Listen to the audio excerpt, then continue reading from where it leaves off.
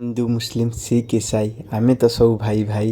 सर्वप्रथमे आम संविधान देइछि आमको जणाई। माननीय सभापति महोदय, पूज्य गुरुजी और गुरुमा वृंद, स्नेहर छात्र छात्री गण, सदैव प्रतियोगिता वृंद एवं आज सभारे उपस्थित पूज्य विचारक मंडली, आज रही महान दिवस रे मते किछि कहिबार सुजोग मिलिथिबारु मु निजको धन्य मन करूछि। आज हेउछि आम देशर प्रथम प्रधानमंत्री पंडित जवाहरलाल नेहरू जन्म दिवस। 1889 मसीहा नवेम्बर मास 14 तारिख रे अलाहाबाद ठारे जन्मग्रहण करथिले। से पिला मानकु बहुत भल पाउथिले। से कहूथिले पिला माने आगामी कालीर भविष्यत ओ से माने हसिले दुनिया हसिबो। पिला माने स्नेहरे तांकु चाचा नेहरू बोली डाकुथिले।